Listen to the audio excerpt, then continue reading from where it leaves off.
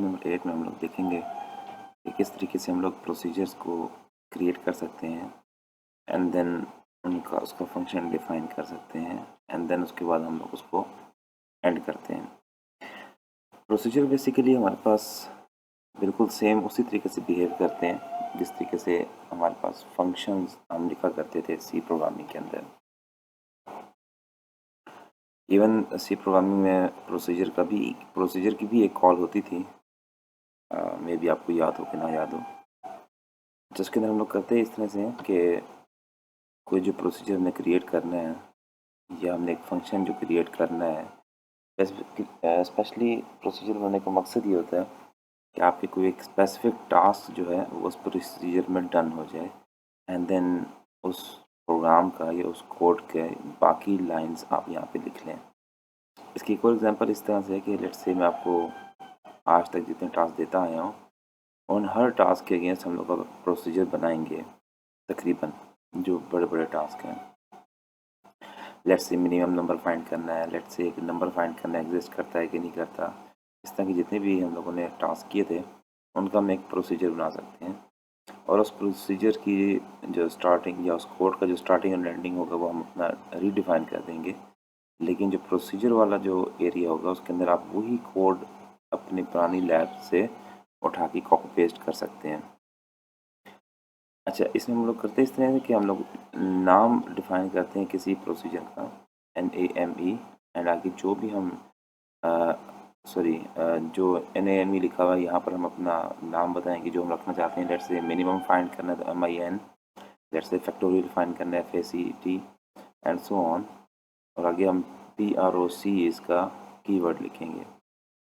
उसके नीचे इसकी कमांड्स होंगी या कोड होगा जो उसको एग्जीक्यूट करेगा प्रोसीजर, और उसके बाद RET रिटर्न होगा। रिटर्न के फ़ौरन बाद आपने उसी प्रोसीजर का नाम लिखना है और उसके बाद उस एंड प्रोसीजर कर देना आप लोगों ने। इसकी एग्जांपल देख लेते हैं हम।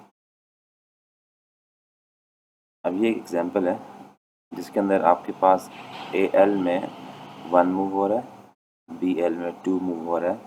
उसके बाद एक फंक्शन या एक प्रोसीजर कॉल आ रही है M2 के नाम से। इस M2 की जो ही कॉल आएगी तो आपका जो कंट्रोल है वो फ़ौरन यहाँ से शिफ्ट हो जाएगा M2 के ऊपर। आगे प्रोसीजर आपने मेंशन किया हुआ तो फ़ौरन आपकी ये लाइन एग्जीक्यूट होगी मूव BL के फ़ौरन बाद। फिर आपने लिखा मल्टीप्लाई BL, ये क्या करेगा AL और BL को मल्टीप्लाई कर देगा और आंसर में पता है AL में ही जाएगा या AX में जाएगा और उसके बाद ही रिटर्न हो रहा है।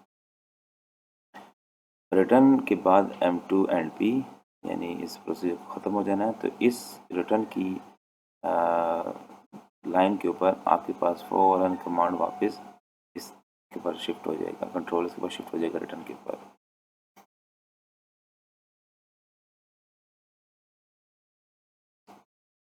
चलिए इसी कोड को हम पहले एक दफ़ा एग्जीक्यूट कर लेते हैं, इस एग्जांपल को।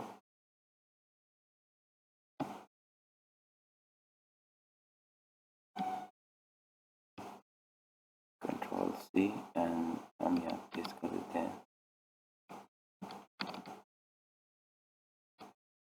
Control V। रिटर्न 2 दफ़ा हो गया एंड इसको भी हम रिमूव कर देते हैं एंड इमुलेट करते हैं। देखिए फर्स्ट स्टेप AL में 1 शिफ्ट हो गया, BL में 2 शिफ्ट हो गया। जो ही कॉल M2 की आई तो आपके पास फ़ौरन कमांड शिफ्ट हो गया, ये कंट्रोल चला गया है मल्टीप्लाई BL के ऊपर। जब मल्टीप्लाई BL हो जाएगा तो आंसर आपके पास AX में चला गया 2 और उसके बाद इस रिटर्न की कॉल ने फ़ौरन कंट्रोल वापस आपके अपने मेन फंक्शन को दे दिया। आई होप को कोई प्रोसेस समझ आ गया होगा। जिन्होंने स्पेशली इसमें फंक्शन लिखे हुए कभी भी किसी भी प्रोग्रामिंग लैंग्वेज में लिखे होंगे उनको ये समझने में बड़ी आसानी होगी। टास्क देख लेते हैं आज के। फर्स्ट टास्क ये कि आपने एक प्रोग्राम लिखना है जो कि फैक्टोरियल फाइंड कर सके और आपका जो प्रोसीजर है उसका नाम होगा फैक्ट। हम ऑलरेडी ये टास्क कर चुके हैं और फैक्टोरियल हम लोग ऑलरेडी फाइंड कर चुके हैं। आपने उस लैब में से फैक्टोरियल का सारा कोड कॉपी करना है एंड इस लैब के टास्क के लिए आप उसको एक प्रोसीजर के अंदर शिफ्ट कर दोगे एंड देन इसको एग्जीक्यूट करोगे। Next, write a program to swap any two numbers by using procedure of swap. Start किया आई थिंक सेकंड या थर्ड लैब में हम ये टास्क ऑलरेडी कर चुके हैं। आप वहाँ से कोड उठाएं एंड देन प्रोसीजर के अंदर इसको कॉल करते हैं। Third task, write a program to find the minimum number of bite-sized array and store in a variable min। आपने बाइट साइज की एक अरे डिफाइन करनी है और उसके बाद उसमें से एक मिनिमम नंबर फाइंड करना है और उसको एक वेरिएबल में स्टोर करना है min के नाम से। अब ये सारा कुछ जो है वो अपने प्रोसीजर के अंदर कॉल करना है। ठीक हो गया?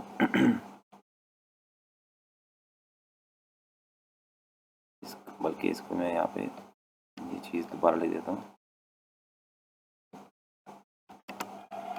By using a procedure min।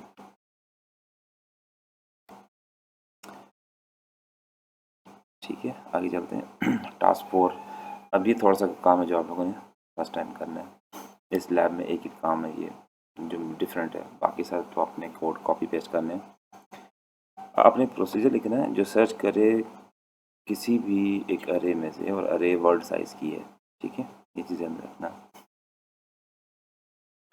एक वर्ड साइज की अरे और उसमें से आपने कोई नंबर सर्च करना है। अब प्रोसीजर ने क्या काम करने हैं वो आगे यहाँ एक्सप्लेन किया गया है। अच्छा, हम लोगों ने यहाँ पे भी ये नहीं पढ़ा कि प्रोसीजर में हम लोग कोई वेरिएबल्स भी सेंड कर सकते हैं। वेरिएबल्स ग्लोबल है यहाँ पे बाय डिफ़ॉल्ट।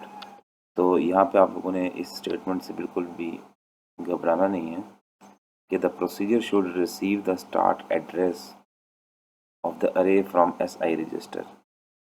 ठीक है, इसका मतलब ये कि अगर आपका नॉर्मल कोड के अंदर आप SI रजिस्टर में स्टार्ट एड्रेस डाल देंगे तो वो प्रोसीजर के अंदर भी एक्टिव होगा। अब ये नहीं कि प्रोसीजर का लोकल अगर जिनके जहन में है ये चीज़ कि लोकल वेरिएबल और ग्लोबल वेरिएबल का कंसेप्ट जिनके जहन में है, ऐसा यहाँ पे हरगिज़ नहीं है। हमने अभी तक कोई चीज़ ऐसी नहीं देखी। तो अगर आप SI रजिस्टर में अपने प्रोग्राम के अंदर एक चीज़ मूव कर देंगे तो प्रोसीजर को भी वही चीज़ें मिल जाएंगी। ठीक है, तो आपने क्या करना है कि स्टार्ट एड्रेस जो है ना SI रजिस्टर में डाल देना है। तो ये काम प्रोसीजर ने नहीं करना, ये चीज़ हमें रखनी है। यहाँ पे टास्क ही बोला जा रहा है कि आपने प्रोसीजर से बाहर ये काम करना है। प्रोसीजर ये काम नहीं कर रहा होगा, बस ये चीज़ हमें रखनी है। प्रोसीजर के स्टार्ट होने से पहले आपने क्या कर लेना है, स्टार्ट एड्रेस किसी भी एरे का फाइंड कर लेना है जो SI रजिस्टर में डाल देना है and the number to be search from the BX register. यानी ये काम भी आप लोगों ने पहले कर लेना है। BX रजिस्टर में वो नंबर डाल देना जिसको आपने सर्च करना होगा and the number of elements in the अरे फ्रॉम द CX रजिस्टर। ठीक है, ये तीनों काम आपने प्रोसीजर से पहले कर लेने हैं। देन प्रोसीजर को आपने कॉल करना है एंड देन उससे क्या फाइंड करना है, ये एक चीज़ फाइंड करनी है और वो चीज़ क्या है कि वो नंबर अरे में एग्जिस्ट कर रहा है कि नहीं कर रहा। ठीक है, तो वो आप वहाँ से रिटर्न करवाएंगे offset address. Offset I hope कि आप लोगों को आइडिया होगा, हम लोगों ने पिछले आई थिंक 2 लैब पहले हमने चीज़ की थी कि वो अरे के स्टार्ट से कितना आगे आप गए हैं तो फिर आपके पास जाके आपको वो नंबर मिला गया, वो एलिमेंट फाइंड किया आपने, उसको इसने ऑफसेट बोल दिया। ठीक है, यानी आप यूँ समझ लें कि अरे की लोकेशन 1 है, लोकेशन 2 है, लोकेशन 3 है, वो बेसिकली आपने डाल देनी है DI रजिस्टर के अंदर। मैं 1 2 3 बोल रहा हूँ लेकिन वो 1 2 3 होगा नहीं इस तरह से, वो पूरा एक एड्रेस होगा और अगर नंबर ना मिले तो DI की वैल्यू खाली हो। ठीक है, इसमें डिफाइन कर दिया कि प्रोसीजर ने सिर्फ एक काम करना है, बाकी काम सारे आपने प्रोसीजर से बाहर करवाने हैं। आई होप कि आप लोगों को चीज़ समझ आ गई होंगी। और कोई चीज़ में आई थिंक कोई टास्क टफ नहीं है सिवाय से टास्क में 4 में जो ऑफसेट आपसे डिमांड किया गया। और अगर आपने 2 लैब पहले आई थिंक 2 लैब या 1 लैब पहले हम लोगों ने सॉरी 2 लैब पहले अगर आप लोगों को चीज़ें समझ आ गई थी ऑफसेट वाली तो टास्क 4 भी आई थिंक आपके पास कोई लेंथी प्रोसीजर नहीं होगा उसके फाइंड करने के लिए। Okay, thank you so much. Allah.